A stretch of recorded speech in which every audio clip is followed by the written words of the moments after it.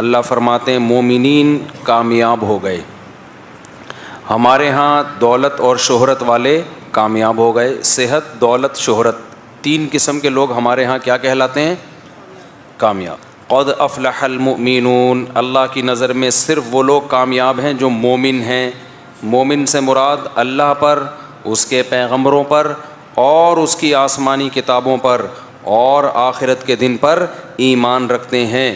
آمنت باللہ وملائکتہ وکتبہ ورسلہ والیوم الآخر والقدر خیرہ وشرہ من اللہ تعالی والبعث بعد الموت، جس کو ایمان مفصل کہا جاتا ہے. تو اللہ نے کیا فرمایا؟ قد افلح المؤمنون. یہ مومنون کو واضح کرنا ضروری تھا نا، کہ اللہ فرماتے ہیں کامیابی کی سب سے پہلی شرط کیا ہے؟ ایمان. اور ایمان کا مطلب کیا ہے؟ ایمان مفصل. اس میں نہ اہل حدیث کا اختلاف، نہ دیوبندیوں کا، نہ بریلویوں کا، نہ حنفیوں کا، نہ شافیوں کا. تو اتفاقی چیز ہے، اور وہ اسلام میں داخلے کے لیے وہی کافی ہے. تبھی جب بھی کوئی غیر مسلم مسلمان ہوتا ہے تو ہم اس کو وہی پڑھاتے ہیں. آمنت باللہ وملائکتہ، میں اللہ پر ایمان لایا، اس کے فرشتوں پر، وکتبہ، اس کی کتابوں پر. آمنت باللہ وملائکتہ وکتبہ ورسلہ، اس کے تمام پیغمبروں پر، والیوم الآخر والقدر والیوم الآخر، اور آخرت کے دن پر، موت کے بعد دوبارہ زندگی ہوگی. اور اس میں ختم نبوت بھی شامل کر لیں. شروع میں علماء نے اس لیے شامل نہیں کیا کہ یہ تو ایسا اجماعی عقیدہ تھا کہ 2 اور 2 4 کی طرح نا، کچھ چیزیں ایسی ہوتی ہیں جو واضح ہوتی ہیں، لیکن اب چونکہ قادیانیوں نے ایک لفڑا ڈال دیا ہے تو ختم نبوت پر ایمان بھی غیر مسلم کو کہلوانا چاہیے کہ میں محمد صلی اللہ علیہ وسلم کو آخری نبی مانتا ہوں. اسی طرح عذاب قبر کا عقیدہ، یہ بھی قرآن سے ثابت ہے، حدیث سے ثابت ہے. اور والقدر خیرہ وشرہ من اللہ تعالی، اچھی اور بری تقدیر دونوں کس کی طرف سے ہیں؟ اللہ کے. جو کچھ ہو رہا ہے پہلے سے طے شدہ ہے. وہ کوئی غم پہنچا، حدیث میں آتا ہو نہیں سکتا تھا کہ یہ غم نہ پہنچے. کوئی خوشی پہنچی ہے، ہو نہیں سکتا تھا کہ نہ پہنچے. یہ ہو کہ جو بھی ہو رہا ہے وہ ہو کے رہنا تھا. سمجھتے ہو؟ تو کامیابی کی پہلی شرط یہ والا ایمان ہے. سمجھتے ہو؟ آگے اللہ فرماتے ہیں دوسری کامیابی کی علامت الذین هم فی صلاتهم خاشعون. ایمان کے بعد سب سے پہلے کیا ہے؟ اچھا، ایمان میں توحید بھی ہے، اللہ پر ایمان. قرآن کہتا ہے وما یؤمن اکثرهم باللہ الا وهم مشرکون. بہت سے لوگ اللہ پر ایمان لے کر آتے ہیں، ساتھ میں شرک بھی کر رہے ہو. عیسائی بھی کہتے ہیں ہم ایک اللہ کو مانتے ہیں، پھر کہتے ہیں عیسیٰ اللہ کے بیٹے ہیں. اللہ کہتے ہیں اس ماننے کی تکلف کی ضرورت نہیں ہے، جب بیٹا تو اسی کی جنس میں سے ہوتا ہے، تو اللہ کا تو مثل کوئی بھی نہیں ہے. لیس کمثلہ شیء، اللہ جیسا کوئی بھی نہیں ہے. بیٹا باپ جیسا ہوتا ہے کہ کہتے ہیں نا ناک دادا پہ گئی ہے، آنکھیں، اور شرارتی اگر ہو تو بیوی کہتی ہے بالکل باپ پہ گیا ہے. ٹھیک ہے نا، بالکل کس پہ گیا ہے؟ باپ پہ گیا ہے. تو بیٹا نہیں ہو سکتا اللہ کا کوئی. تو عقیدہ توحید ہے، اس میں یا اللہ مدد ہوگا، یا رسول اللہ مدد نہیں چلے گا، یا غوث آدم مدد نہیں چلے گا، قبروں سے مانگنا نہیں چلے گا. اگر کرنا ہی ہے پھر اللہ کہتا ہے پھر یہ مجھ پر ایمان کے تکلف کی بالکل بھی ضرورت نہیں ہے. دوسری کامیابی کی علامت، پہلی ایمان جس میں عقیدہ توحید سب آ گیا. دوسری بات، نمازوں میں خشوع پیدا کرتے ہیں. جس کی نماز میں خشوع نہیں ہے اللہ کی نظر میں وہ کامیاب نہیں. تراویحوں میں کیسا بیڑا غرق ہو رہا ہے نمازوں کا یار. یوٹیوب پہ آ رہی ہوتی ہیں گاؤں دیہاتوں کی تراویحاں، ان الذین آمنوا تعلمون، ٹھک رکوع، ٹھک قوما، ٹھک سجدہ. تسلی سے 3 تسبیحات تو پڑھ لو. تو نماز کو خشوع و خضوع سے پڑھو. اچھا، ایک اہم آپ کو پوائنٹ کی بات بتاتا ہوں. جس کا نماز میں دل نہ لگتا ہو نا، ہمت کر کے ایک دفعہ 100 رکعت کی نیت باندھ لے. وہ 100 نہیں تو 50 رکعت پڑھ لے. جس کام میں دل نہ لگ رہا ہو نا وہ ایک دفعہ تمیز سے کر لو، اگلے دن سے دل لگنا شروع ہو جائے گا. یہ میں آپ کو لکھ کے دے رہا ہوں. آپ 50 رکعتوں کی نیت باندھ لو، 50 رکعتوں کے بعد نا پھر آپ کو تسلی سے پڑھو 50 رکعتیں، عادت پڑ جائے گی آپ کو، دیکھنا. تو اس کا بڑا فائدہ ہوتا ہے. تو اللہ نے فرمایا ہم فی صلاتہم خاشعون. جنتیوں کی دوسری علامت کیا ہے؟ نمازوں میں خشوع پیدا کرتے ہیں، ٹرخاتے نہیں ہیں. تراویح میں رکوع میں تسلی سے 3 دفعہ سبحان ربی العظیم قومے میں جانے کے بعد تسلی سے ربنا لک الحمد، بہتر ہے تھوڑی لمبی دعا پڑھ لو، ربنا لک الحمد حمدا کثیرا طیبا مبارکا فی، اس سے کم از کم کچھ دیر تو اسٹے ہوگا نا، ورنہ یوں ٹھڑک کر کے اٹھتے ہیں بس تھڑک کر کے سردے میں ڈائپ لگانے کی فکر ہوتی ہے. تو تسلی سے کم 3 دفعہ امام کو چاہیے تسلی سے تسبیح پڑھے. سردے میں بھی 2 سردوں کے درمیان تھوڑا سا بیٹھے دعا پڑھ لے، اللہم اغفر لی وارحمنی وہادنی وارزقنی واجبرنی وارفعنی، یہ دعا سنت سے ثابت ہے. 2 سردوں کے درمیان یہ دعا پڑھ لے گا نا تو ایک دم ٹھک کر کے دوسرا سردہ نہیں ہوگا. مجھے تو بہت وحشت ہوتی ہے کسی ایسے امام کے پیچھے کھڑے ہو جاؤں نا جو یوں یوں یوں یوں کر رہا ہے. اب چھوڑ دے، اس سے بہتر ہے آدمی آرام سے بیٹھ کے چائے پیے گھر جا کے. تو ٹرخا کیوں رہا ہے؟ اس سے عادت خراب ہوتی ہے، باقی نمازیں بھی پھر ایسے ہی ہو جاتی ہیں. تو اس کا خوب خیال کریں. آگے اللہ فرماتے ہیں والذین هم عن اللغو معرضون، ایمان والے جو کامیاب ہو گئے یہ وہ لوگ ہیں جو لغویات سے اعراض کرتے ہیں. لغویات کسے کہتے ہیں؟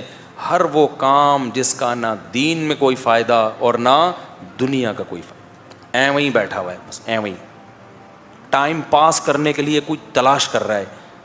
ہم تو حیران ہے یار، ٹائم ہم سے رک نہیں رہا. روک لیں کسی طریقے سے ٹائم پاس نہ ہو، اور دنیا کہہ رہی ہے ٹائم کو کیا کرو، پاس کرو. جب انسان دین پر چلتا ہے نا تو اس کی یہ تمنا ہوتی ہے کاش جو زمانہ میں نے بے دینی میں گزار دیا نا وہ مجھے دوبارہ مل جائے، میں کہاں پہنچ جاؤں. اب کتنے لوگ میں نے دیکھے ہیں 40 سال میں توبہ کی، کہتے ہیں یار بہت دیر سے توبہ کی، بڑا نقصان ہو گیا. ہم چاہتے ہیں ہم دوبارہ پرانی زندگی میں جائیں، اس وقت توبہ کریں تو اس 20 سال میں کیا کچھ کر لیتے ہیں. تو ایسے تمام چیزوں سے اپنے آپ کو بچاؤ جس کا نہ دین میں کوئی فائدہ نہ دنیا میں. اس کا مطلب یہ نہیں کہ کھیل کود چھوڑ دو، کسی حد تک کھیل کود ہنسی مذاق میں دلچسپی لینا یہ بھی ہماری مینٹلی ہیلتھ کے لیے ضروری ہے. جو صوفی بن کے بیٹھ جاتے ہیں نا اور کھیل کود ہنسی مذاق چھوڑ دیتے ہیں، سب سے پہلا ان پہ پتہ ہے کیا وبال آتا ہے؟ تکبر پیدا ہو جاتا ہے ان کے اندر، ایک وقار، اور وہ ہر وقت ایسے اپنی وہ ایک پرسنالٹی بنا لیتے ہیں. وہ پرسنالٹی ان کی کھوپڑی کو کیا کر دیتی ہے؟ آؤٹ. تو تھوڑا سا ہنستا بولتا اچھلتا کودتا، کبھی کبھار گٹر کے ڈھکن پہ بھی بیٹھ جایا کرو کبھی کبھار. نارمل لائف والا آدمی کیا ہوتا ہے؟ مینٹلی ہیلدی ہوتا ہے. اور جو پھوں پھاں لگا کے رکھتا ہے نا ہر وقت، وہ اوپر سے کیا ہو جاتا ہے؟ وہ جیسے ہارر مووی ہوتی ہے نا وہ ایسا بن جاتا ہے. کوئی ہارر مووی دیکھ لو یا اس کو دیکھ لو ایک ہی بات ہے. ہر وقت بعض لوگ ایسے ہر وقت ایسے نا غصے میں بیٹھے رہتے ہیں. تو کچھ ہماری سوسائٹی میں ہوتے ہیں کچھ اس طرح کے لوگ جو ہر وقت منہ پہ ان کے کیا بجے ہوئے ہیں؟ 12، ناک پہ مکھی بیٹھی رہتی ہے ہر وقت. تو اللہ کو ایسا آدمی پسند نہیں ہے. تو ہاں، تو میں نے بتایا وہ کھیل جو آپ کی مینٹلی ہیلتھ یا جسمانی ہیلتھ کے لیے ضروری ہے وہ لغویات میں داخل ہے ہی نہیں. تبھی حدیث میں آتا ہے ہر کھیل باطل ہے سوائے 3 کھیلوں کے، ہر کھیل باطل ہے سوائے 3 کھیلوں کے. خوب سمجھ لو یہ مسئلہ. جب بھی حدیث میں آتا ہے نا 3 چیزوں کے 4 چیزوں کے، تو اس سے عدد مراد نہیں ہوتا. یہ صرف آپ کو یاد کرانے کے لیے کہ جو بھی ان 3 جیسے ہوں گے وہ بھی اسی میں داخل ہیں. تو ان 3 کھیلوں میں نبی نے گھڑ سواری، تیر اندازی اور اپنی زوجہ کے ساتھ ملاعبہ، گپ شپ لگانا، باتیں کرنا. بیوی کے ساتھ بیٹھ کے ٹائم ویسٹ بھی کرو گے نا گپ شپ میں تو اللہ کی نظر میں وہ ویسٹنگ میں شمار نہیں ہوگا. کیونکہ تعلق بڑھتا ہے. بیگم سے کیا آدمی بیٹھ کے کیا ایسی باتیں کرے؟ پھٹا ہو جائے گا. وہ پی ٹی آئی کی نکلی، آپ جے یو آئی کے نکلے، کیا خیال ہے؟ تو ادھر ادھر کی پھینکے گا، لمبی لمبی بیٹھ کے باتیں کرے گا. تو آگے ہم چلتے ہیں. اللہ تعالیٰ فرماتے ہیں والذین هم للزکاۃ فاعلون، زکوٰۃ ادا کرتے ہیں. والذین هم لفروجہم، زکوٰۃ میں ہر طرح کے صدقے خیرات بھی آ گئی، ایک سائن ہے. آگے اللہ فرماتے ہیں کامیاب لوگوں کی علامتیں والذین هم لفروجہم حافظون. یہ بڑا مشکل حکم ہے بھائی. فرمایا اپنی شرمگاہوں کی حفاظت کرتے ہیں. شرمگاہ کی حفاظت میں آنکھ بھی داخل ہے. بری نیت سے کسی نامحرم کو دیکھنا، اس کی باتوں سے دلچسپی لینا، سننا، اس کو ہاتھ لگانا، ہاتھ سے لذت حاصل کرنا، یہ تمام چیزیں والذین هم لفروجہم میں شامل. اسلام میں اور سیکولرزم میں فرق یہ ہے کہ سیکولرزم سب کچھ حلال کرتا ہے. تبھی آپ کو پتہ ہے گوروں میں شادی شدہ آدمی اگر کہیں زنا کر لینا تو بیوی کو کچھ جرمانہ دینا پڑتا ہے اس کو کہ بیگم کو اس نے ایکچولی کیا پہنچائی ہے؟ تکلیف. اور بیوی کر لے تو 50 روپے جرمانہ دے گی اپنے شوہر کو. اسلام میں ایسا نہیں ہے بھائی. اسلام نے بہت سخت حکم رکھا ہے. آگے سورہ نور آ رہی ہے کہ اگر زنا کی حد تک معاملہ پہنچ گیا ہے، اللہ کہتے ہیں زانی مرد اور زانی عورت کو پکڑ کے چوک پہ لا کے 100 کوڑے مارو، اور کوڑے مارتے ہوئے تمہیں ان پہ ترس، نرمی نہیں آنی چاہیے، نرمی نہیں آنی چاہیے. بہت شدید جرم ہے اسلام میں زنا. اور زنا کی طرف جو چیزیں لے جاتی ہیں وہ نظر، سننا، اس سے دوستیاں لگانا، باتوں میں دلچسپی لینا، یہ تمام چیزیں آپ کو کہاں لے کے جاتی ہیں؟ زنا. تو یہ تمام چیزیں بھی اللہ نے کیا کر دی؟ حرام. اب اللہ فرماتے ہیں کامیاب ہونا چاہتے ہو نمازوں میں خشوع پیدا کرنا پڑے گا، لغویات سے اعراض کرنا پڑے گا، زکوٰۃ اور صدقوں کو فوکس کرنا پڑے گا، اور اپنی شرمگاہوں کی حفاظت کرنی پڑے گی. یہ مرد کے لیے بھی ہے، عورت کے لیے بھی.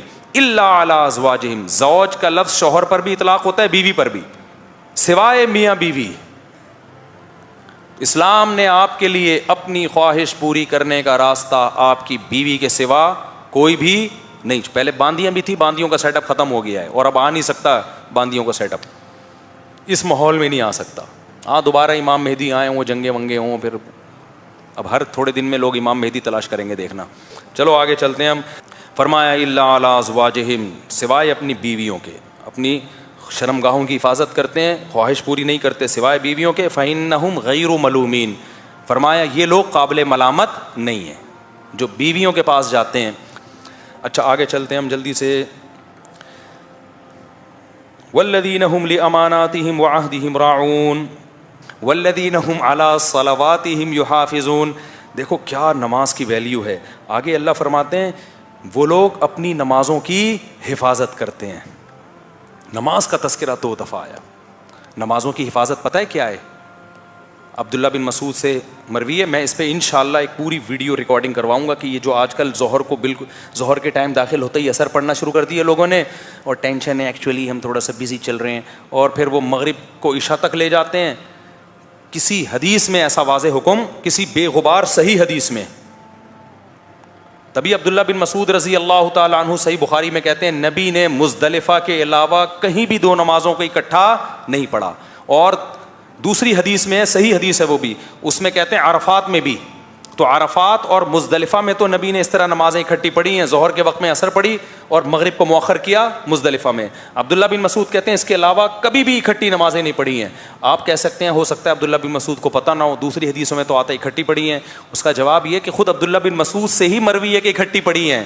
تو اس کا مطلب وہ اکٹھی وہ نہیں ہے جو لوگ سمجھ رہے ہیں، وہ اکٹھی وہ ہے جو بخاری میں ہے، جس کا تذکرہ کہ نماز کو مغرب کو مؤخر کیا عشاء تک، اور عشاء جب داخل ہونے والی تھی تو مغرب پڑھی، اور عشاء کے داخل ہوتے ہی کیا پڑھ لی؟ عشاء پڑھ لی ہے. اس طرح سے جمع بین الصلاتین ہوا ہے. پھر بھی امام شافعی کا مذہب ہے وہ 2 نمازیں اکٹھی پڑھتے ہیں، لیکن آپ تو امام شافعی کو تھوڑی مانتے ہو، آپ تو دلائل کو مانتے ہو. سفر میں امام شافعی قائل ہیں 2 نمازیں اکٹھی پڑھنے کے. یا تو آپ شافعی بن جاؤ، اور اگر آپ کہتے ہو ہم تقلید نہیں کرتے تو پھر بھائی دلائل کی دنیا میں اس میں ابو حنیفہ کا پلڑا بھاری ہے. دلائل کی دنیا میں بہت بھاری ہے پلڑا. کیوں؟ امام ابو حنیفہ کہتے ہیں قرآن جگہ جگہ کہہ رہا ہے ہر نماز اپنے ٹائم پہ پڑھنی ہے. قرآن کہہ رہا ہے کامیاب لوگوں کی علامت ہے اپنی نمازوں کی حفاظت کرتے ہیں. اور عبداللہ بن مسعود کہتے ہیں نمازوں کی حفاظت ہے ہر نماز اپنے ٹائم پہ پڑھنا. اور بخاری مسلم سے پتہ چلتا ہے ہر نماز کا اپنا ٹائم ہے، 2 نمازوں کا ایک ٹائم نہیں ہے، 5 نمازوں کے الگ الگ ٹائم ہے. تو کیا یار یہ زندگی ہے؟ اللہ نے کہا دیکھو یہ ٹینشن اٹھا کے تم ایک نیک اور عزت دار انسان بن جاؤ گے، اور اس کا صلہ کیا ملے گا؟ اولئک هم الوارثون. اللہ کہتے ہیں یہ لوگ وارث ہیں. وارث کہتے ہیں دیکھو وارث وہ ہوتا ہے، ایک ہمیں جب کوئی چیز گفٹ دیتا ہے تو ہم قبول کریں تو ہماری ملکیت میں آتا ہے نا، ورنہ ہماری ملکیت میں نہیں آتا. کوئی ہمیں کوئی چیز بیچے، ہم خریدیں تو ہماری ملکیت میں آئے گی. ہر چیز ہماری ملکیت میں ہمارے اختیار سے آتی ہے، لیکن وراثت ہمیں آٹومیٹیکلی ملتی ہے. ابا کا انتقال ہوا، آپ وراثت قبول کریں نہ کریں آپ مالک بن گئے. اللہ کہتے ہیں کہ یہ وہ لوگ ہیں اولئک هم الوارثون جو جنت کے وارث ہیں، مرے اور جنت کے مالک بن گئے. یعنی جنت ان سے کہیں بھاگ نہیں سکتی.